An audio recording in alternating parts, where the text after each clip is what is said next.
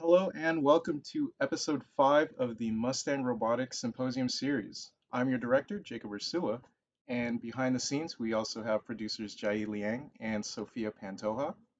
Our program greatly appreciates each and every one of you for coming to the show tonight.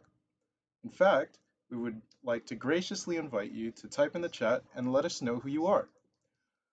Please tell us your name, school, organization, anything, and we would gladly shout you out in subsequent episodes.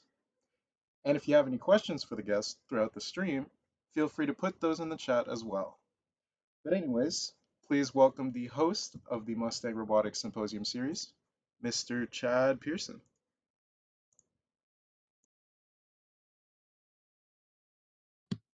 Hi, everyone, and welcome to another edition of the Mustang Robotics Symposium series. I'm located in San Diego area, California. Our school is Otay Ranch High School. We are a proud after-school robotics club participating in the VEX competition.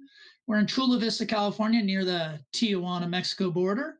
And during this pandemic affected school year, we decided to reach out to some of our alumni, have them come on back to us and share with us their experiences of how they took robotics to where they currently are in their life.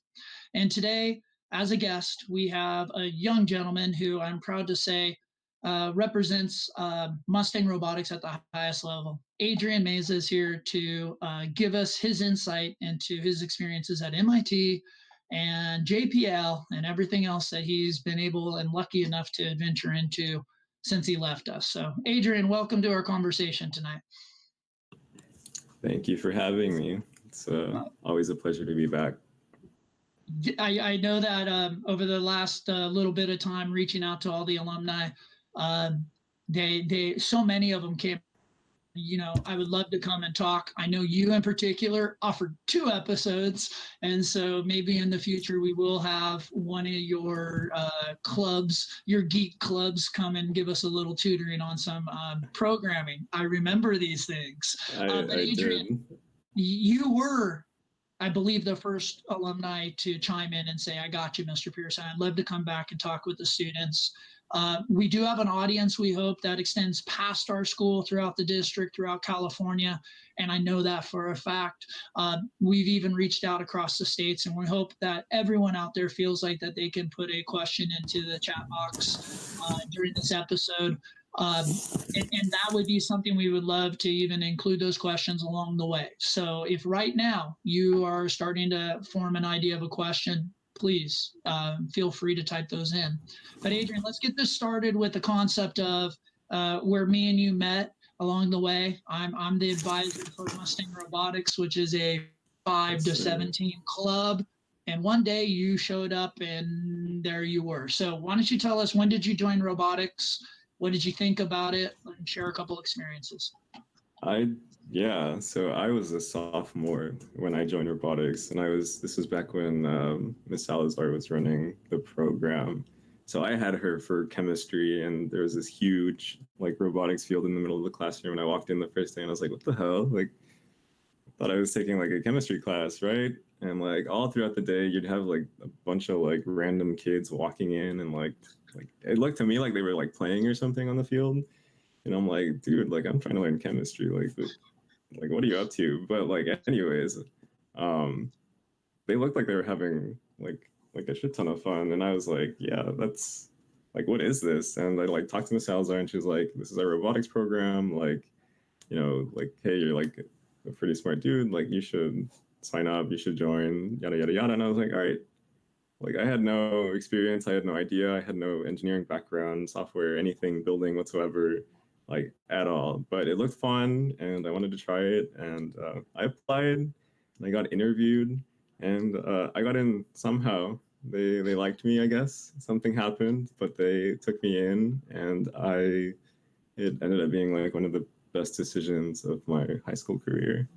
That's awesome, a lot of unforgettable memories made in robotics.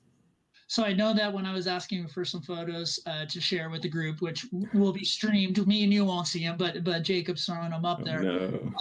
You told me you enjoyed the walk down memory lane, and that made me smile a lot. I did. That portion of the discussion is interesting to me because you're really making me feel like you had to be pulled into this a little bit because you weren't looking for it. It was more of I a wasn't looking surprising for it. crossing of I was paths. not. Yeah, it really was a sort of chance occurrence that I ended up in this classroom, that I ended up seeing what I did and that I ended up applying, right? It was all sort of very much on a whim. And I think that ends up being a theme for a lot of decisions I ended up making in high school and in college. They were all kind of on a whim decisions. And, some of them were bad, but a lot of them ended up being pretty good. And robotics was like one of them. We call Definitely. those choices of life, and you have good and bad ones. That's going to be a very common theme for the rest of your life there. Uh, I think one of the things that I would give you a lot of credit for is you're a pretty quick thinker. So you maybe analyze this and think it's on a whim, but it's got a little bit of thought to it. So and I know you're on a team that's very dynamic. Good conversations. They got everyone involved. What was your duty on the team? What was your job when you first started? Yeah, so I was kind of on the learning ropes the first year I was in robotics. Obviously, there were a lot of the kids there had been there longer than I had done some stuff in middle school, so like had experience. I did not have any experience whatsoever, so I was just kind of like shadowing in the background. Sometimes like Mark would give me tasks to do and like to put the robot together. Eventually, I forget who was doing it. I think it was Brian Martin, an older student who was also in the program. I saw him like putting together like a 3D model of the robot, and that got me interested. That was something our team wasn't doing, and it looked like fun. And I approached him about it, and I was like, "Hey, do you want to teach me that?" And he was like, "Sure." And sure enough, he like sat down for a few hours, and he taught me the basics, and that kind of became my role, was putting together like 3D designs for the robot. Um, I think it really helped us in like the like notebook portion of the competition, and also just like in planning stages of the competition as well. Like putting ideas together, it was easier to do it in 3D than to build it and then have to take it apart, because that could be a pain in the ass sometimes with our old Vex Robotics parts. The Well, screws would and like, we can also be honest here. You know that it's easier to explain to me as I'm walking by questioning yeah, you and going, "What yeah. are you guys doing?" And you show it to me, and I just walk away. That's So you're also making true. me No, it was. I will not deny that I spent a good amount of time in robotics, sort of goofing around with other robotics members, and you know what? That was also a very integral part of my growth and yeah. forming good memories in high school. I think And yeah, that's when the Mr. other Pearson came combined. around, you whip out the 3D models and you're like, yeah, we're doing something, Mr. Pearson. Yeah, we are doing something. That's the advisor's task. Keep you focused long enough to show your success while you're messing around. So you're not a programmer at this time. You're not a notebook forte expertise holding the Bible notebook and not letting no one touch it. No, You're not considered an engineer. no. Now, if I quickly jump to where you are now, what would you consider yourself at the current time if we were discussing it and you're applying for a job? What would your Yeah. be? At the minute, I am a full-on software engineer. Full A on software complete. engineer. I never touched software and robotics. I wasn't even interested in software and robotics, actually. Like, if I had to be honest with you, it was never something that crossed my mind either. And even going into college, it was just sort of a coincidence that it happened Yeah. later on. Another whim type decision. Another whim type decision, exactly. Okay, so Yeah. let's do this. Junior year, you guys have a good year at robotics, right? Senior year, you come Yep. in. Senior year, I think, is not necessarily the best year for your team, if I recall. Junior year, I It think, was was not. junior year was your highlight. Junior year, we peaked. I mean, we made it we qualified for Worlds. You and, did. it was a tricky decision then, because 3 teams I think that year qualified, and one of them was a senior team. Yes. And I think we ended up giving up our spot so they could go. which hurt because it looked like you guys had a lot of fun in Kentucky. But there's but a I lot mean, of reality to. There was a young team that showed a lot of maturity to allow the older team to take that. And if we look at it with that, there was a decision for someone to say, I'll skip out on something. But yeah, that's part of Mustang Robotics and who we are. So we thank you for that decision, because along the way, it makes those hard decisions easier for the next generation to make them. And we still yeah, have a for similar sure. plan. Now, if anyone out there listening would ever like to donate any money to us, we are an after school club. Please get in touch with me and help us out, because as we're discussing this, you can kind of tell finances aren't necessarily something that we are supported in by our district. But Adrian, you get to graduation. For me, it's a memorable moment, because a lot of the kids are talking about where they're going to school. And I'm just going to bring this up. You're kind of a quiet dude, and you're kind of reserved, and you're not telling anyone where you're really going. And so walk me through what's going on during this applying for schools, where you choose to apply, and then when you chose to then rip the hat off of where you chose to go. Go ahead, my friend. Yeah.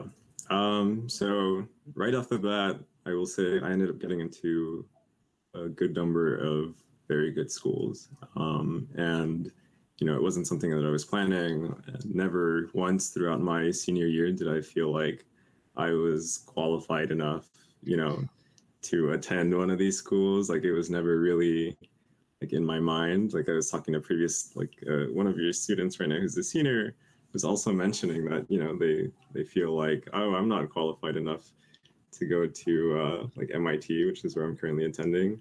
And I got to say, like, I felt the same way. I applied to a lot of these schools, honestly, because they were the top schools. And I felt like I would just give it a shot. And if it happened, it happened. And if it didn't happen, it didn't happen. And, when you're a senior, you do like a ton of research. You like look at other kids' qualifications, and inevitably you start comparing yourself to them, and you tend to put yourself down a lot. And like that happened to me as well.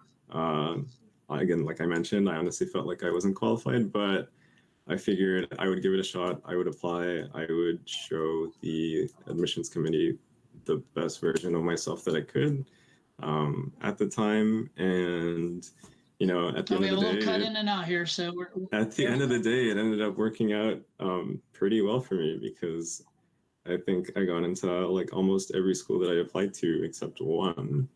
And did you travel to the campuses and check them out?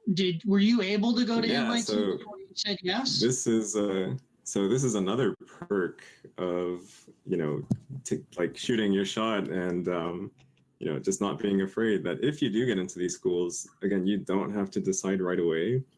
But private schools in particular, I will say, tend to have a lot of resources and really tend to throw everything at you to get you to commit to their school, including like a full-on weekend of fun at their school, and they pay for travel expenses and everything.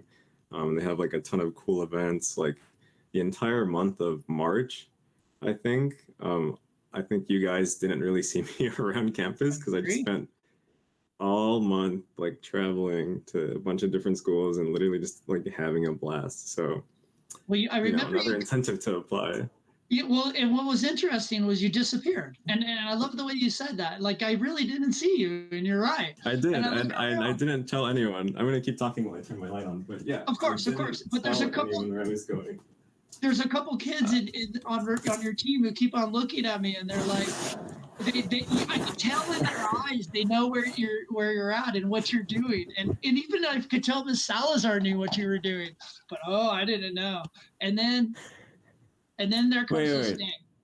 There comes this day where you decide, and it's senior year. You make the decision. Why? What was the variable that attracted you the most? I'm gonna repeat another pattern I already mentioned. It was honestly, it was on a whim. It was on a whim. I will be 100% honest, when I first went to MIT, when I was first at their visiting weekend, it was a really rainy weekend. The campus isn't the most aesthetically pleasing campus. And I was like, I'm not really vibing here, you know, I'm not So is it 100% located feeling it. downtown? Is it? It's near a It's river downtown. It is near a river. The city of Cambridge, you have the city of Boston, you have a river, and then you have the city of Cambridge.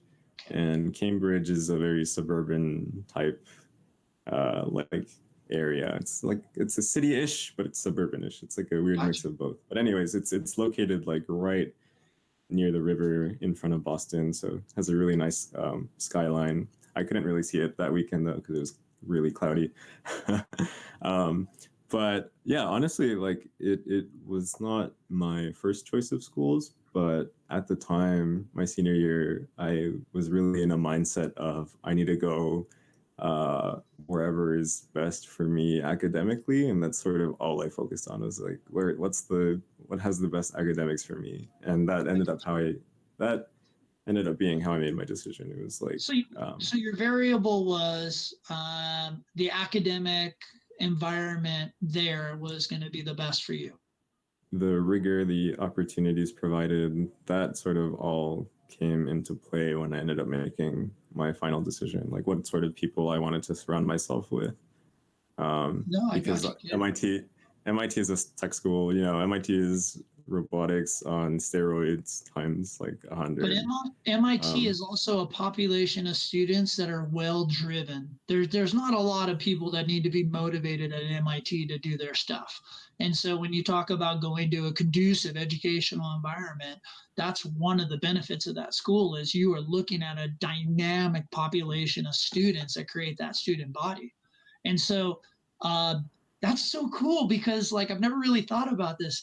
You're just like straight nerd and you absorbed the robotics in and somehow it benefited you more because the first thing you said today was you walked in just wanting to know your chemistry and damn it, get the robot out of the middle of the classroom.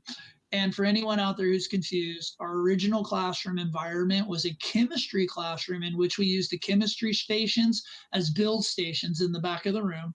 And the center of the chemistry room had all the desks moved back, and the 12 by 12 foot field for Vex Robotics lived 24/7 in the middle of that room. And so that's awesome, Adrian. So you pick MIT. What's your family's reaction to this? So here's another sort of curveball.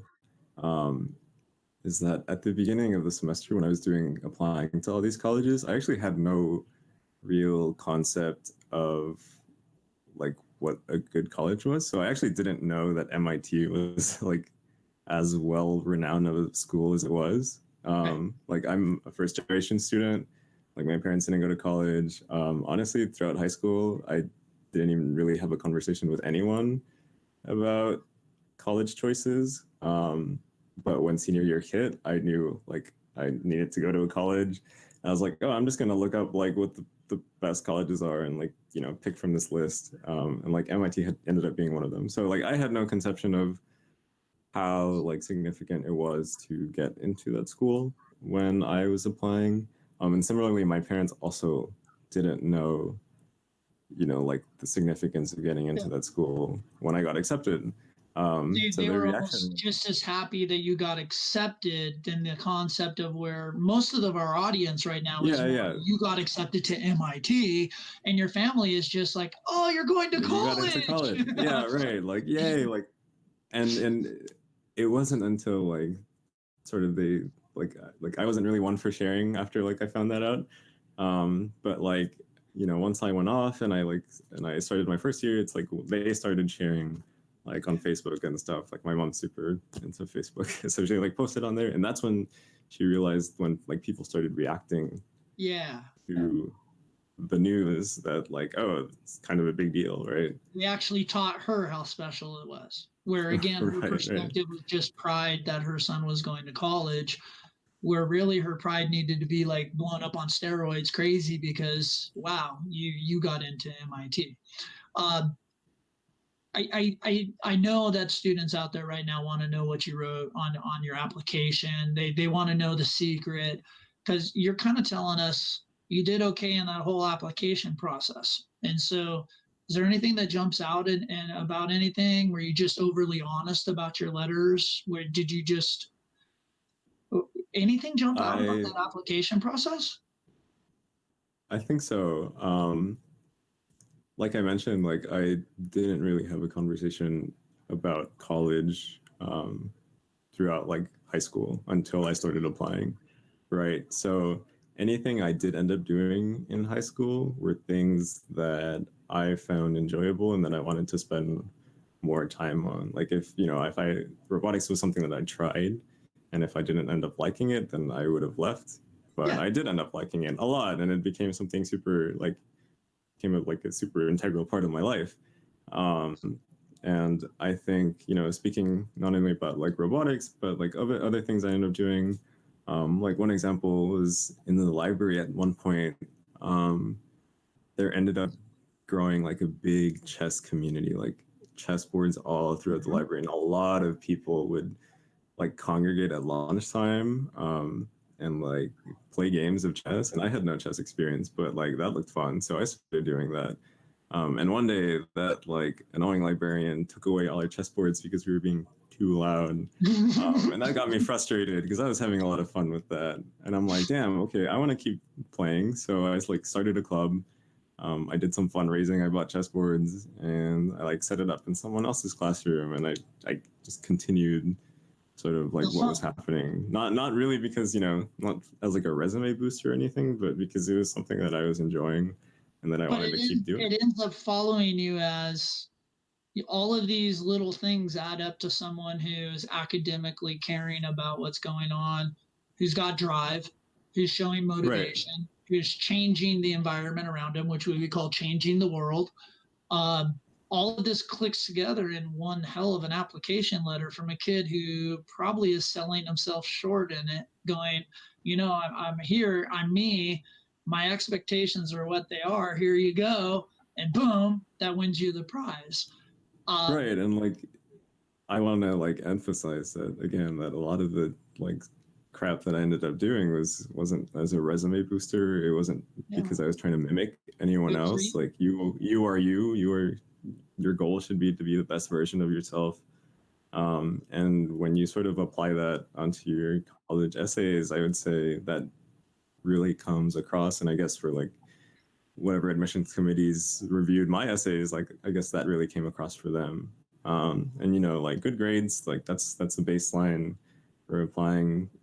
Most people who like apply to these schools have like that baseline of like good grades, but it's like what you do like above and beyond that and how you sort of talk about those experiences that like really gets across and profiles you as like a good candidate. And I guess I was a good candidate because I got in. Yeah, well, you're well-rounded. You're more well-rounded than you give yourself credit for. And you're going in with you still walk as one of those Mustangs that I smile with so much academic confidence. The tone you carry about your academics is, I got time, Mr. Pearson. Don't worry about me. I got my grades. I got my studies. And it shows. And so the last thing while we were in high school, I do have to tell you, kid, that day you walked up to me and kind of just on the side told me that where you were going to school. And it was so nonchalant. It was so just, you were probably stressing inside and probably feeling like you just had to tell me like responsibility wise or something. But dude, that is very memorable for me as a teacher. And so for anyone out there in the crowd, if you have advisors that work with you guys, when you do make that decision, share with them because they're living that decision with you. And so, Adrian, I'm very proud that I could be an advisor for something that maybe gave you a little bit more of a chance to get to where you were at. And I'm very proud of you, kid. So you leave us, you disappear, you go across the United States to a whole other place. Did you have the correct clothing? Were you cold? No. I was very cold. Snow was your new favorite? Not your favorite? Dude, it was like pretty for like a good 30 minutes, and then it starts melting, it starts getting icy, it starts getting muddy, It starts causing accidents. It's hard to get anywhere. I fell like God knows how many number of times. It's not great. It's cold as hell. Like It's called frozen I hell. can't, Chula Vista, born and bred here, 70 degrees, like 365 days a year, like always sunny, going to like cloudy and cold. It was not a good change, I gotta say. So what about food and culture there? Is it a lot different? Did you have to adjust? Lots of Tums? Like I mean, I think universally dining hall food isn't great. Everything's I explained think right you'll there. hear that a lot. Yeah, unless you go to UCLA. I've heard UCLA's food is top notch. Anyways, sidetracking. Okay. Claremont Culture, I McKinley think. in the Pasadena area, guys, is a school that has an incredible food service program for their kids who live on campus. I will tell you that. But Adrian, you're in Boston. What's your first year like in school? What tell us about what does class feel like? What does the student body feel like? Are you accepted right away? Everyone's accepted. Do you like clubs?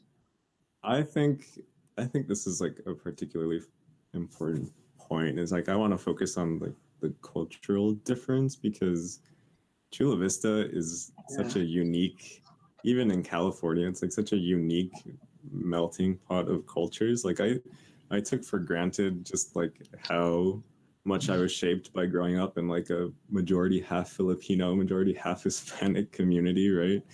Um, and then leaving it's completely wild because you realize that the rest of the country isn't really like that, right? It's completely different. It's very like white and male dominated. So it's like a huge cultural change that I was just not used to. Like even at MIT, like it took me a while to find my like Hispanic community again. So it was like it was very like disorientating. The weather you mentioned, like no joke, it I cannot emphasize like how important it is because again, I took for granted how important 70-degree weather, sunny weather all the time, every day, like is for your like mental health and D stuff. absorption through the skin. Yeah, yeah. And then, going into this like super cloudy, super like rainy and snowy environment, it's a big change. And I don't think it's one that I ever like really got used to, but especially my first year, it was like a huge adjustment to all of this. And then on top of that, it's like another big psychological challenge is it's like both the blessing and the curse are the people who go to the school, because the people who go to the school are absolutely brilliant like individuals with like stellar track records. Almost every person you meet was probably like the valedictorian of their school, right? And in some ways you would say, well, that's really cool, like you can learn a lot from that, and you can find a lot of like academic growth in that. But at the same time, like I think we as like teenagers and young adults are like very predisposed to compare yourself and like match yourself up to other people.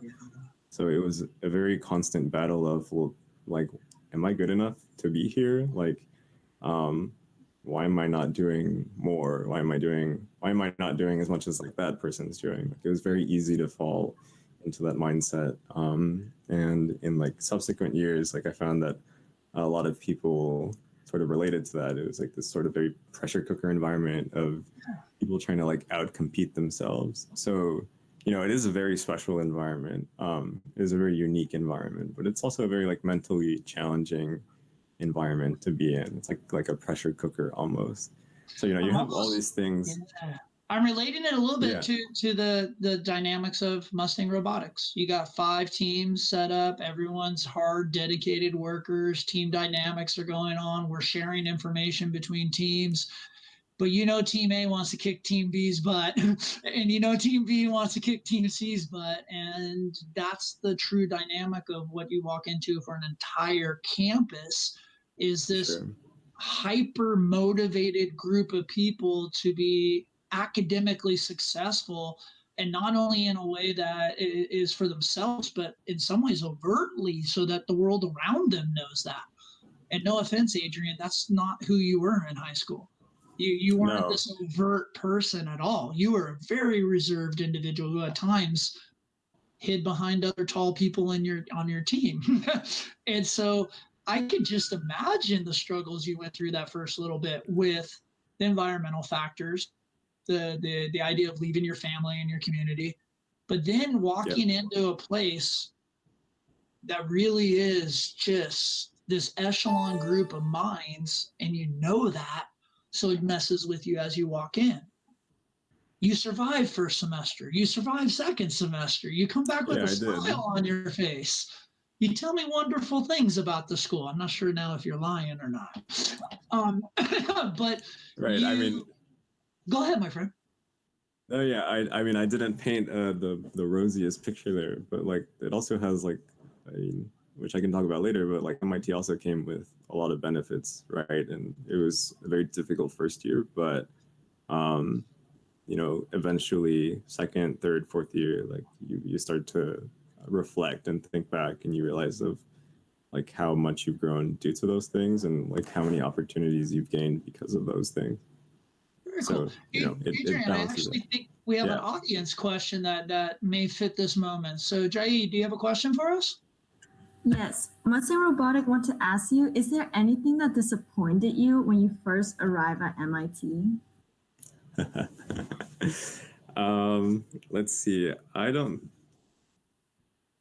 I think it was that initial sense, and looking back, I think it was largely among freshmen at the time, but it was that initial sense, as I mentioned, of people sort of trying to outcompete each other.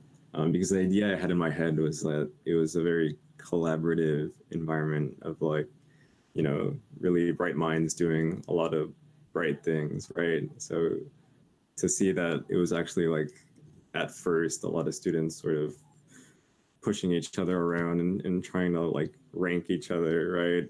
It came off as kind of toxic to me. But, you know, I realized that it's also not necessarily an MIT specific thing. From talking with other, you know, students, it tends to happen a lot at almost like every college.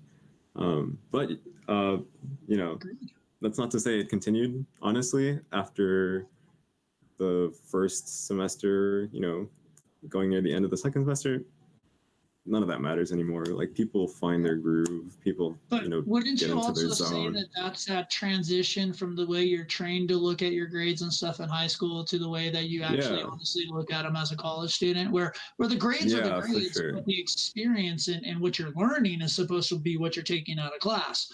Where in high school, we're incredibly grade driven. We're GPA driven. Everything is GPA based, AP class based. And trust me, there's a lot of our audience right now who's living this through distance learning. But I think you're talking about something that's semi-predictable, where it takes time for the culture to change within an individual and within all of those individuals to be able to get to be more conducive for everyone to survive. And you really aren't that competitive of a person like that. Like no. But you know, we've had robotics kids that are. I do. I mean, and yeah, you know that, like, you know, that was partially like one of the reasons why I didn't really want people to know where I got in, because I didn't really want people comparing themselves to me. Like, to me, like the people I was close to were like special in their own ways, right? And when you start hearing about like, these people going to these top schools, you start to put them on like these sort of pedestals, right? And you know, in some ways, like, sure, like they've done things to deserve that, but in other ways, like, they're still just people. And you know, I witnessed firsthand what like these sort of comparisons can do, like in my first year of college. They could be very detrimental to a person's they can be very detrimental. You will watch people give up because they can't handle the emotional stress of being challenged by others. It's not even the academics for themselves. It's the situation. The team environment wasn't conducive to them to want to survive. Exactly. So I've had someone else tell me that when they walked onto campus, it was the facade of the building, like the aura of campus is kind of plain Jane. Am I correct on that? Like it's not It's necessarily. if any of you know what like brutalist architecture is, it's like, so the campus this is like a pretty like unique thing I'd say, is like the campus is one very big mesh of buildings all like connected together, and it looks very plain, and you rarely spend time like in the outdoors because you can, it's mostly cold and the weather's not great, Yeah. so you mostly spend time like moving around indoors. So you don't see much of the outside, but from the outside it really doesn't look great. It is not like, I remember when when I was visiting for the weekend for the first time, and the bus was pulling up, like we were driving through this like really shanty looking like part of town. I'm like, oh my god, like Boston is ugly. And they're like, welcome to MIT, and I was like, no. Like, oh my god, like this is not what I was expecting, right? Like you hear the name and you're like, oh, they have like a ton of money, they must be like a pretty aesthetic looking Yeah. school. And then you realize it's a hamster And then I cage because realized you stay out of the snow. it is And not. so there's no real defining architectural building that determines MIT. Am I correct? One maybe. It's like one facade that is characteristic, like this big dome with like pillars in the front, and there's like a nice courtyard. But like other than that, no, there's not really any like specific Is there a school mascot? things. Yeah, we're the Beavers because they're nature's engineers. Oh, I remember that. You told me that. I want a shirt still. Yeah. Nature's engineers. Yeah, All right. it's kind of cute. There you go, people. Want to go to MIT, you're going to be a beaver and you'll be one of nature's engineers. I like that. I like that a lot, actually. Well, Jai's back with another question. 2 in a row here. We're on fire. What's up, Jai? So Paige from Beck's referee to ask that, will you advise high school students to visit college campus to see if they connect with the campus before they apply? Before you apply, I think if you're constrained, if you can only apply to so many colleges, and you like maybe if it's possible for you to visit, I think it doesn't hurt. If it's not possible for you to visit, I also don't think it's the end of the world. A lot of these colleges, especially now, do like virtual tours and stuff. I'd say if you can apply to them, even if you haven't visited them, I think you should, because at the end of the day, if you get accepted, like these colleges want you, and they will do a lot to, show themselves off to you. So like the real visiting happens when you are able to like interact with the actual students on campus, not just like look around the campus itself. It's that interaction between students, and that happens once you're accepted and once they start flying you over or making you drive over to visit them. So it can help. Like it can help make a decision. Like I actually didn't end up applying to Caltech because I live nearby and I was able to visit, and like it felt kind of too small of an environment for me, and I wanted a bigger-ish school. So like that helped me knock out that application. But it's also not the end of the world. Like I honestly encourage you to apply to a lot of schools if you can, even if you haven't visited them. And you sort of you get time to make your decisions and to visit and to talk to people after the fact. So make the application process as large as possible, and then depending on where you get accepted, you can start to narrow down your list at that point. If you can. Yeah. I'd also like to remind people that a lot of these applications can be waived if you ask for it. If you're like struggling financially, or if like you don't make that much money, like I came from a low income background, I was able to waive a lot of the applications. So application just fees. a thing to keep in mind. Yeah. And guys, if you're out there fee. right now as high school students, talk to your counselors and your principals about AP test assistance if you fall into that financial category, guys. But we want to give you every opportunity possible.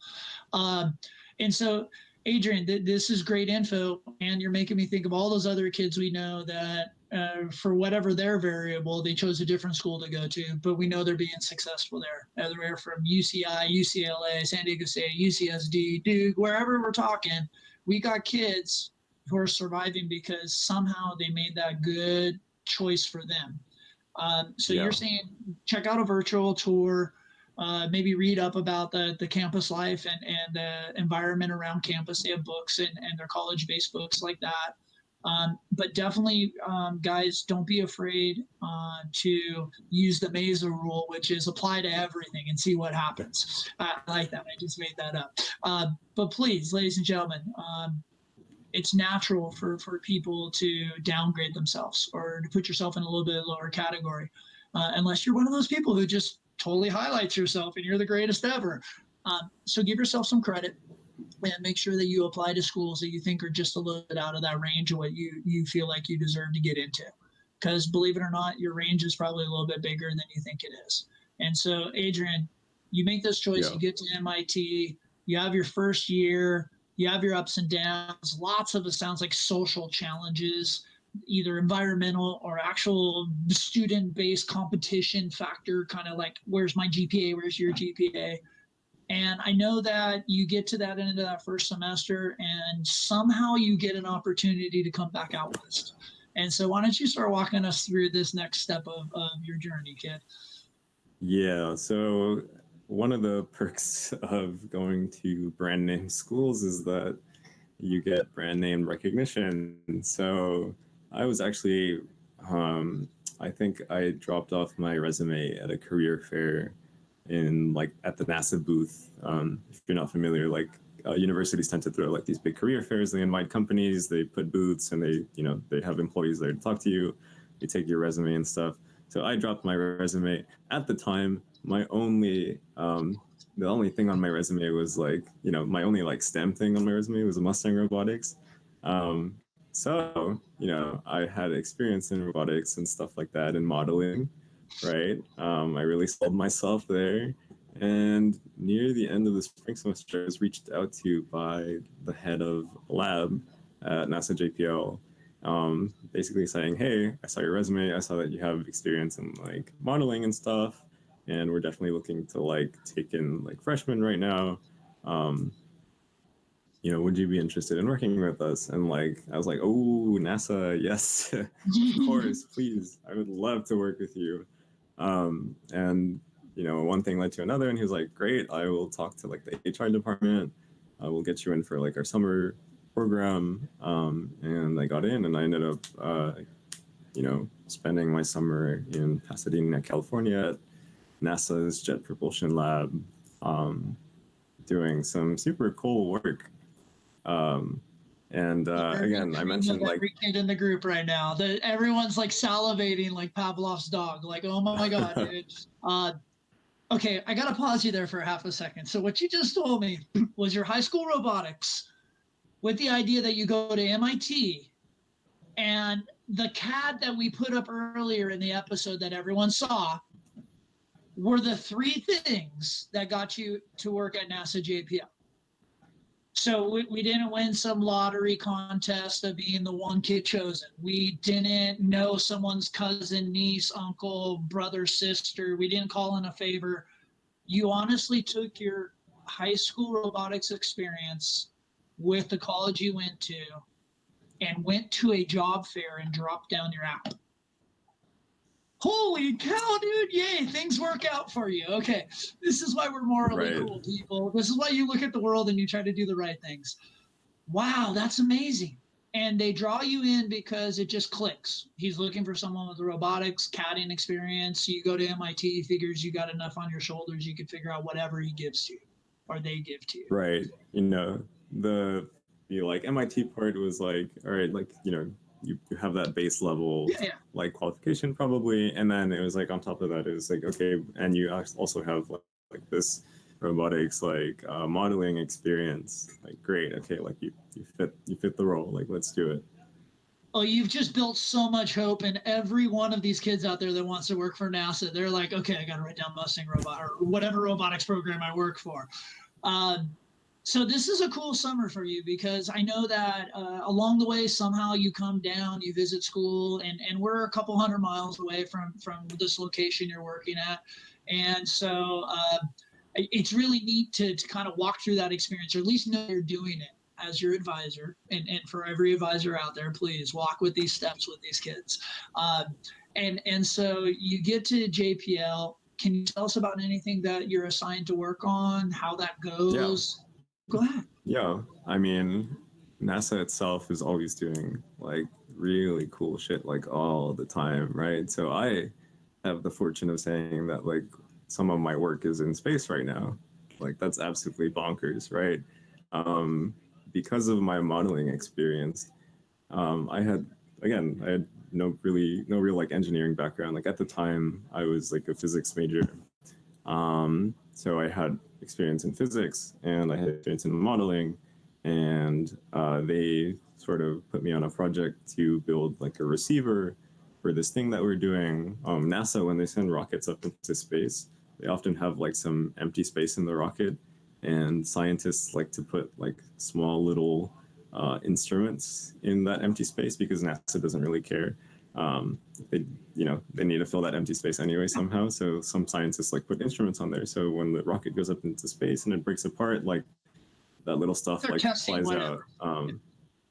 Yeah, they're called like small cube satellites, like the size of Rubik's cubes or something. So, anyways, my lab was working on a project to send a bunch of these things, like into space, so that they could communicate like via laser. So like there'd be a ton of them, and they'd be like constantly shooting lasers back and forth at each other, like Star Wars or something. I'm imagining a drone set, like 40 or 50 drones kind of working together, but you're talking about communication values and stuff through space. Okay. Yeah. So with my physics background and my modeling background, they wanted me to design some type of receiver to like focus these like bits of light onto like a special microchip they had, so that they could read these incoming signals. So I didn't really know anything about receiving or anything, but I did have modeling experience, and I did have like a solid physics background at the time. So, I ended up making a team of other engineers and students, or you. It wasn't just you on this project. You had a team of how many? Right. There was a team of like maybe 5 or 6 other people working on some of the more complex parts of like the small satellite, but I specifically was in charge. Like I was the only one in charge of that little receiver. So by the end of the summer, I got to build a prototype, and I showed it off, and they liked it. And they kept improving upon my design after I left, and I think it was like 2 years ago that they managed to like send some stuff up, and they're testing it right now. But I get to say that I was able to contribute to something that's currently like up in space right now, and just that's a crazy sentence to come out of my mouth. It's not something I planned. It's not something I really imagined. So you never you never were in that chemistry classroom with the robotics field, and you went, "I'm in robotics, and I'm going to make a satellite someday," or "I'm going to." Right. You never ever once even got to that in your mind. You were just having a good time with what ended up being a group of friends. I'm so proud of you, kid. I'm so proud of you. Okay, so you get this. That's what. Now this is that. At the time, guys, he does come and visit. I ask. I'm like, "Hey, check this out. What are you doing?" And you give me this coolest perspective of someone starting an assignment with the most vague instructions they've ever given in their life. And basically the instructions were like, here's what we want, now figure it out. And they came back like a week later and were like, what did you guys think of? And that was how they started the investigation in the mind tank, and the mind thinking was they literally gave you nothing to see where you would show up. And what you came up with your team ended up going to space. Very nicely done. Very nicely done. All right. So what comes after? Is there any other projects there, or is it basically one summer, one project? I was working on 2 projects. That was the big main one. The other one was sort of just like experimental. It was, again, because I was studying physics at the time, they were like, hey, we're also looking at exoplanets and stuff. And, some math. You figure out how to can you try to like model this planet over there that's spinning in front of the sun or something crazy like that, so we can, you know, try to extract it from this very complicated signal. And I was like, I don't know if I could do that, but I'll try it. What are you trying to say? Mr. Labarbio didn't teach you how to do that math? Or teachers on Adontai Ranch didn't teach you how to do aeronautical space values? Come on, buddy. No comment on that. No comment on that. So your experience there is really positive. But yeah, it was really cool to intern there at somewhere that they're always working on like pretty groundbreaking things, and they gave you a lot of freedom, basically no instructions whatsoever, like I told you, like to do something cool. And you know, at the same time you're working at NASA, at the same place where I think it was the most recent rover that was recently like shot off to Mars. I forget what it's called. Oh, the one that they just shot a month ago. Yeah. With the England or Europe shot one, and so did China, or India shot one in China, I think too. It was like, I think it's called Perseverance. Yeah, it's called Perseverance. And I was like, I got to see them like, you know, build that while I was there. Right? Like they were working on that. They showed us like a bunch of stuff. Like they were working on like a Mars helicopter and stuff. So like you get to see like a lot of cool projects while you're there. All right, you may have just blown my Mars and helicopter at the same time. I don't think I rationalized or even thought of that cartoon in my brain. Wow. It's a small one. Yeah, but still kind of cool. You end up going back to MIT. You start doing some more projects there. I know we have some pictures of a water-based project that you were doing some sort of like sonar reading or something with. It seems like you've now kind of crossed all these different thresholds of how to apply your knowledge, and you're definitely not scared of trying new. You're reaching out into space and water and air and land and all that. At what point do you make the change from physics to going into deciding that software engineering was more your thing, programming was more your thing? Yeah, I finished my physics degree at the end of my sophomore year, and by that time I was working on that water robot that I was doing, and I was doing like basically what was software engineering for that, and like computer, like getting the robot to detect stuff in the water and like, giving it commands to follow that. So I was the software engineer that I never was back in my robotics days. So you got onto a team and project, like, and you ended up taking on that role. Yeah. And that role develops into a whole nother course study for you at MIT. Basically, it was like, oh, I kind of like this a little bit more. And on a whim, pattern of today's talk, on a whim, I decided I have some years left here. I'm going to try to do something else that I think I might enjoy more. And I did. How about we take whim and change it to personal challenge? On another personal challenge, whim just sounds like so nonchalant. Dude, these are all choices and personal challenges to accept the hardest thing around you. Like seriously, that's what I heard when you said you chose MIT. Which one of these schools would basically be the most challenging, the hardest, the one that would give me the most for the bang for the buck? When we're talking about going to NASA, you walked around a room and threw your application on the NASA table, dude. Like seriously, not the fire department table, not the NASA table. You're challenging yourself to work outside of your comfort zone, which is amazing to me, knowing who you were in robotics and how that comfort zone was so small and tight. Your comfort zone was long hair and a beanie at times, and out of all respect, it's so cool to see you where you're at. And so there are other adventures. We've returned. We start our software engineering. Software engineering now takes us to other internships or other jobs right now, correct? What are you currently doing, or what did the software engineering take you to? Yeah, it took me through 2 labs at MIT that were working on self-driving vehicles. It took me to Spain for a summer too to work with a group at a university in Madrid who is working on self-driving vehicles. So I was doing a lot of computer vision stuff.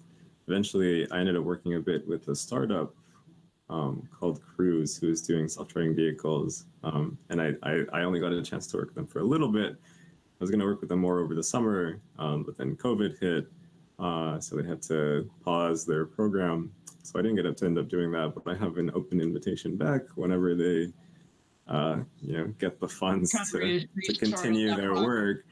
Right. And was that project for a full autonomous mode vehicle? I specialized in sort of like the camera and like LiDAR sensors of the vehicle. So like, and we're talking about vehicles that would have maybe 15 to 25 cameras on them facing in all directions, correct? Right. So there's like a number of companies out there working on the self-driving car problem. Most of you guys are probably familiar with Tesla. Tesla is taking a camera-only approach on their vehicles to like only use cameras as the main sensor to get the vehicle to go places. Google is like the next big contender, and they're using a combination of cameras and a sensor called LiDAR, which sort of maps distances in 3 dimensions. So a lot of expensive, complicated sensors. So I was in charge of developing methods to, get the car to quote unquote see its environment, right, and detect obstacles and pedestrians and stuff like that, and give guidance commands. So in the field, that's called perception. So I was like mostly part of the perception teams and all of these things. So COVID put a pause in that, but I decided that I would use it as an opportunity to explore more things, because to be honest, even after 4 years, even after, doing in-depth work in a lot of these things, even I'm still not sure of where I'm going to be in 5 years or what exactly I want to work on. And I know that I'm young. I'm barely 22, and I have time to sort of keep exploring, right? And like keep looking at other things that I potentially want to do. Like, honestly, I might not even be working in software engineering in 5 or 10 years. And that's a possibility that I'm like super open to. You're a few job experiences away from being able to just to start your own company and be like me, myself, and I, engineering club here. You're an amazing young man, because you actually take a turn from the Cruise autonomous driving and jump into something that, yeah, it's programming, but it's different. In my mind, that's not the next step of where you would have gone. So currently, what you're employing? I'm working for a company called NASDAQ, and they run the world's biggest digital stock exchange. Some of you guys probably know what stocks are. People trade them, and a lot of people on Wall Street get rich off of them. So I decided to try like delving into the financial world and giving that a taste.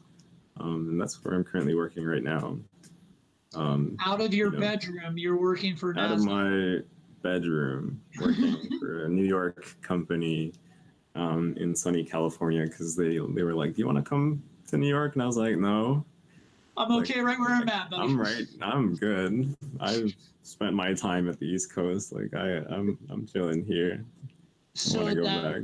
Experience on the East Coast has now led you to realize you enjoy the West Coast. Right. Yeah. It is solidified the West Coast Golden State's place in my heart. I would like to stay here. But I, it was hard being somewhere else, but it was also a good experience, I'd say. It was good to really get out of the comfort zone. Yeah, your comfort zone was destroyed, erased. Your comfort zone was erased. There was no comfort zone. It was demolished. Do you have any idea of what you would like to, because currently you're sitting on 2 different bachelor's degrees, and do you feel like there's a direction where you'd like to take a master's or a doctorate? Yeah, I'm currently looking into a bit of a tangent in my study, but I'm looking at like education programs, or like higher education, like master's or doctorate's programs. It's a thought, but it's different from computer science. You're gonna come back and take my job when I retire, huh? I see how this is now. Yeah, look at the look on his face. Yeah, definitely. Like, hey, dude, that'd be kind of cool. Maybe, I don't know. All right, Mustangs. Do you want him for your next advisor? Or are you kicking me out right now? Yeah, the vote is on the chat line probably. Adrian, we would love for you to come back and tell us more about what you choose to do. And I know that you made that offer about seeing if there are some of your friends from some mech club or something, I believe you called it. And I know that for a fact our kids would just love to have an interaction that's with other students who are like you and have had your experiences. We would love to go out and shout out to the audience right now. While me and Adrian are just kind of side talking a little bit, and maybe we put on positive blast a few of our people out there who were watching live on Twitch. We'd like for you guys to type any of your questions that you have for Adrian, and we'll see if we can take a couple more minutes of his time and see if there's any other questions for him. I do know that, Adrian, you are on a team that has a lot of students that are showing success, and they went in a lot of different directions.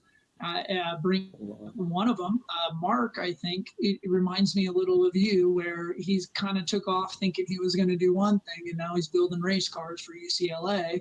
But it's been a wonderful journey to watch you go from the quiet, reserved kid in the club to someone who looks like the world around you is more responding to you than you responding to it. And out of all respect, I hope you heard what I meant out of that. Robotics kids, this is someone that you can probably look up to, ask questions of, and also look at the way he carries himself, my friends. He carries himself with so much just being him. And so this is, make sure that you're always you guys as you walk through life. Jai's here with a question from the crowd. So Jai, Paige had the last question, and Adrian, we'll put Paige on positive blast. Paige is one of the referees who helps us in our San Diego League. She's also been a participant in VEX as a student and all that. We're going to move on, and Jai, who's our next person who has a question for us? So Mustang Robotics want to ask, how will you get from class to class in MIT? Like, could you bike, skateboard, or you just have to walk? I lived in a very interesting dorm that was about a minute walk from campus. And I mentioned campus is this big jumble of buildings. So it's not too big. You can cross the thing in like less than 10 minutes. So honestly, it was not that hard. It was just remembering where to go indoors through like 4 stories of weird intertwining hallways. It took me 2 years to like finally know the ins and outs of that place, but it's a big mess of buildings. MIT students, being who they are, built like a navigation app at some point that's still used, right, to tell you where you need to go and how to get there. I'm imagining that Harry Potter map of the castle where it shows kind of. kind of, but yeah, I mostly walked. Mostly walked, but I'm imagining the student who asked that question loves his skateboard, and you know we were joking about cobblestone streets and everything the other day. So that may be where that question comes from. You can skateboard there. Is skateboarding popular in Boston? It's kind of. I wouldn't say it's super popular. It's bike riding, doable. Mountain biking, bike riding is possible, but dangerous. Not jogging. Oh yeah, jogging is popular. But not for you. No, I hate running. I really do. But more, do people go to? Is it like California where everyone's obsessed with going to the gym, or is it like what would you do to get that energy out? Go play baseball? Go play basketball? Go. Oh God. I joined some dance teams. I don't think Filipino kid in you came out. I'm all pretty right. Sure. Yeah, right. That's what I was thinking. I was like, wow, it's all that time in Chula Vista. You joined dance teams. I joined like 2 beginner dance teams on a whim. I'm pretty sure you can't picture me dancing. It's okay. I can't picture myself dancing either. I I'm wasn't very trying good, to, my but friend. I really am. I wasn't very good. But it was a super fun way to meet people. It's a super fun way to relax and get away from the pressure cooker that was MIT. So definitely What's would kind of encourage cool you to try. is music is known to calm the mind, but by making it so overly active that it just allows you to relax. And so Yeah. you were probably enjoying yourself and didn't even realize you were relaxing at the same time. Jaiz got another question for us. Yes, one of our Mustang Robotics member wonder, is it true that MIT classes start like 5 minutes late and there's a thing called MIT time? Yes. Sorry, I'm gonna talk while I put my charger in my laptop. Of course. There is a tradition where you're given a certain start time, like 8 o'clock, and the professor is not allowed to start until 8:05, for example, to give people time to make their way across campus or take a break or something. And similarly, like class also ends 5 minutes early, so it's a 1 hour class. It's supposed to end at 9. It ends at like 8:55. So you have like 10 minutes to move around and stuff. But so yeah, class schedules on campus run hour to hour, run really close in the scheduling. So you could have a class that ends, and then in 10 minutes you need to be to your next class on the other side of campus. right. Yeah, class times in college are super variable. Like you can have a rare but 3 hour class, which is not super enjoyable unless it's like a class like blacksmithing, which we do have.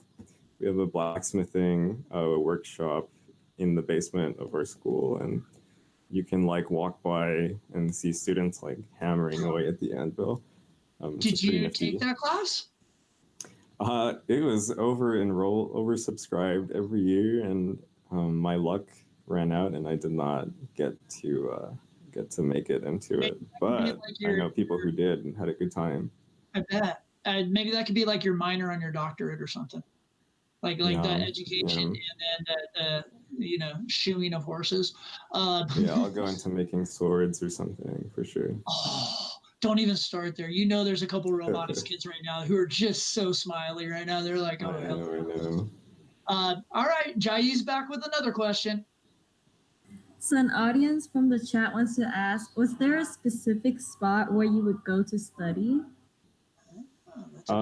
I missing my California days would take any sunny day to sit outside in the courtyard and absorb those delicious rays of sun when it wasn't cloudy. When it was cloudy, which is most of the time, there's a really nice library on campus with like floor-to-ceiling windows with a nice view to the river and the trees and the Boston skyline. Which is very quaint, and it's a nice place to work and look up once in a while from your work and just like see the pretty outdoors. So that's where I used to like to go to work. Crazy painting right there, and just like have all those. Yeah, it was very picturesque. That's usually where I would go. Very cool, kid. Is there an experience that you skipped that you regret that you skipped it? And besides your blacksmithing class, because this is really where this came from. Like seriously, like that's a one-off, dude. I've never even heard of a school having a blacksmithing class. And to say you took it at MIT, which just blows someone's super quirky, That's I know. Is there like anything else on campus you wish you would have taken? Let me think. There's just a lot of wild shit you could do. We have a nuclear reactor on our campus. Just to play with? No, I don't. I think it powers some of our school. I haven't looked too much into it, but we also have a nuclear engineering department. So students from that department can run the reactor, which is a bit risky, but they can do that. They can get trained to do that. Like, that's one quirky thing you can do. I know in our dorms, like a lot of people like to build stuff, like to get down and dirty. Like I walked into this kid's room and he was building like a full-on like go-kart from scratch, in to his get room. around campus for him. Yeah, in his room. People. Eddie, are you out there listening to this, Eddie? Eddie, at MIT, you could build your own go-kart in your bedroom and just drive it to class. We have a robotics kit. I swear, Eddie's smiling right now. You better be smiling out there, Eddie. Wow. Okay. Architecture students like would find wood from places, and would like build lofts in their rooms, or it's like random cool shit. We have a dorm that builds like a full-on roller coaster in the courtyard like every year for the freshmen. They just got to get it just, out. It's so in yeah. them. They just got to do something with it. Oh, Jesus. It's the perks of like a school like that is that they do a lot of very weird and cool stuff sometimes. Very cool. It's Jai, fun. you got another question for us? Weird and cool stuff. Yes, an audience wonder, what is your favorite class at MIT and why? So my favorite class was Intro to Robotic Systems and Science. I'm assuming it was like nostalgia from my robotics days, but basically it was like the same thing. It was like they put us into teams of 4 and 5, and they made us work all semester to get like this mini race car with a bunch of like expensive sensors to run through the basements of the school and like race and drive itself as fast as it could, like around the basements and in like a loop. Our team's final project. It did a loop in like under a minute, I think. So we're talking like 10 miles an hour, 15 miles an hour? It was really fast. I don't remember how fast, but it was really fast. Like the final project, in addition to that we did, was we got it to park on its own, which sounds simple, but was actually a very hard problem because it had to like map its environment in like 3 dimensions and then find a path and then maneuver through the path and park. It was hard. It was hard. No, but that directly connects to the car industry and the self-parking cars in my mind. Right. Like you just hit that button and that brand new Mercedes and your car parallel parks for you. Like seriously, cool. It was cool, but honestly, that wasn't like the main reason why I enjoyed it. I enjoyed it because I had so many like visible moments of like flashbacks to my days at like Mustang Robotics, like staying late nights and working on stuff with a group of like 4 people, and I was like, oh, this is so fun. Like I really miss that. You notice what night we're meeting right now, right? It's the famed Friday night Mustang Robotics. Yeah, before a tournament. I love those, dude. I loved like ordering food and stuff and just goofing around and sometimes building. And making you stay super late. Came in the room, when you guys brought the food in, that's when I knew I was in trouble and I wasn't leaving for like another 4 hours. When the food came in and I was like, wait a second, I thought we were leaving, and everyone's walking in with plates of like stuff. Oh God, we're not going anywhere. Yeah, you're a real one, Mr. Pearson. Now, Adrian, what you guys have started, I proudly will say, you could walk back in on a Friday night and you'll have flashbacks to feeling like, oh my God, it's the same thing, except for we have a bigger room now. Jai, you're back again with another question? All right. Yes. Mustang Robotics wants to know, what were specific achievements that you believe helped you in your admission to MIT? Ooh, that's a good question. It's a very good question. I think the fact that I was able to speak so openly about robotics, like honestly, if you sat me in a robotics classroom right now, I probably could not build like one of our old robots for you. Like I modeled them, but I was not that good at robotics, but I had such an enjoyable time with the people there that I somehow like managed to put that into words, and I think that really came across to whoever was like reading my essays and stuff, and I talked a lot about how it like helped me grow as a person and learn a lot of new things. Like Mr. Pearson told you, like I was a pretty shy guy like my freshman year, and like robotics definitely helped me open up. That was one of the big experiences. The other one was sort of like outside of school. Was that my mom like like we go to Mexico quite a bit, so we knew like we were familiar with like this orphanage that was around like in the city of Ensenada, and we would like go on occasion and like take them school supplies and stuff, just from like random donations that we would get from like church and stuff. There wasn't really any like intention behind that, but it did end up being something that I could talk very honestly about, and it was something that could like speak very proudly of. That we ended up doing for like a good amount of years. So like I think that's another very pivotal point in that I managed to like put forth in my essays, is that like, oh look, I can do like I've done stuff in high school like academically, but there's also like social issues outside of school that I care about and that have also helped me become who I am today, right? So it's just having those like making those very honest points about myself and my experiences that I think led to me having like a successful like college admissions process. Being really honest about who you are, where you came from, and where you want to go, with the idea of highlighting all of those things along the way and not forgetting the little things, because it sure sounds not forgetting the little things. Yeah. Robotics sure is taking you ways. Wow, dude, you're like yeah. Mustang Robotics. Write that on every app out there, guys. And if you're not on Mustang Robotics, please, if you're out there listening, guys, this is for all of you.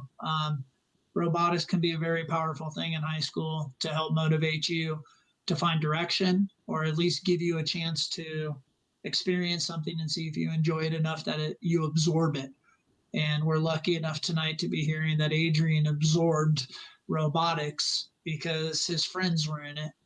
And that experience turned into not necessarily the desire to conquer robotics and follow that path, but somehow it's grown and it keeps growing and changing. And so listening to you talk about your experiences, I hope out there allows a student to feel like they can see themselves taking a similar path with their own little choices and their unique little twists. But I am really proud of you. And as Mustang Robotics, I think we would all like to say thank you for coming back and sharing, being part of us still. For everyone out there, Adrian is a yearly participant in our process of creating our teams. I'm lucky enough to have about 20 alumni who come back every year and help me during a tryout process which has grown, believe it or not, Adrian. We had over 100 kids once try out for robotics a couple years ago. And so, Adrian, you continue to be a very positive part of our high school program. It feels like you've never really left, and coming back and talking to us is probably going to trigger a few of our kids wanting to ask you a few more questions. And so with that being said, I'm imagining you'll be okay with me passing along questions and getting some answers. And if you're out there in our audience watching and you haven't had a chance to ask a question, you're more than welcome to get that question to Mustang Robotics, and somehow I will get you an answer from Adrian.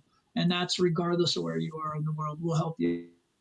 For sure. But Adrian, anything else you'd like to add before we kind of like end the episode and let you go enjoy the rest of your Friday night? For sure. As like a final statement, I guess I just want to like emphasize that, throughout high school, I guess even more now, there's a lot of pressure on oneself to reach like the top of the top, right? And like a lot of you might look at me and like might feel that you need to do what I did to get to where I am, right? And that's like simply not true. Like MIT, like these top schools, they're not like the end all be all. When I was at NASA, out of like 100 or something interns, like maybe 5 of them were from MIT, right? And the rest of them, a lot of them were from like, local schools, like state schools, like Cal Poly, all around the country. Cal Tech, things like for sure. That. From like all around the country. And like what's important is really not where you go to school. Like that is not the defining characteristic like you will be successful wherever you are the most comfortable and wherever you can feel like you can be the most successful. And whether that's on the East Coast or on the West Coast or I don't know, in a different country, if you're that adventurous, like that's really like on you. Like if you have that drive, if you have that passion, like you will get to where you want to go, like regardless. Like you just need to keep trying, give yourself a lot of options, just like strive for the best. You're not defined by your school. You're not defined by your achievements. You don't have to copy my actions. You don't have to be in robotics to like be a great person and do great things. So just do what you enjoy. You know, speak honestly about yourself when you're applying to college. If you're applying to college, you don't have to go to college. There are other options out there too that you can consider. Just like do your research. You know, get a good feel for like what you want to do, and you'll be fine. Don't be scared is what I hear from you. Don't be scared. I like that. Jai jumped back in here, and maybe Jai does have another question that she feels like we need to ask. So Jai, go ahead. Oh no, we're done with the question, but I would just like to ask the audience to fill up the Google form posted in the chat to give us feedback to help us to make the symposium series better. Thank you, Jai. Thank you very much. For everyone listening today, let's give a definite thank you to my support crew here. I am the advisor, but besides me talking during this episode, everything else is student-driven, student-organized, student-ran. Jacob, another great job doing the directing. Sophia, thank you for being our quiet help tonight. Adrian, for you, my friend, again, thank you for the time that you've given to us. One more day you have given back to Mustang Robotics, and that's why we are all proud to say that you're an alumni that we know. And we would love to see if we can get you back maybe in the next month or two and with a couple of your friends, and you can geek out with us a little bit about something else. Adrian, thank you very much. For everyone out there and the audience, we thank you for attending the tonight's episode of the Symposium series for Mustang Robotics alumni. We hope that you enjoyed this, and if you'd like to reach out to us and ask any questions, again, we can get those facilitated and out to Adrian and get you some answers. You guys have a wonderful evening, and thank you all for tuning in tonight. Adrian, thank you again, my friend. Thank you guys so much for having me. This was great. I'm really happy you're doing this.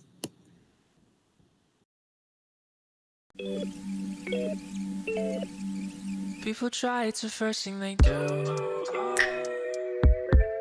Only different, it happens to you. Only makes sense when speaking to you, but it got away. My goal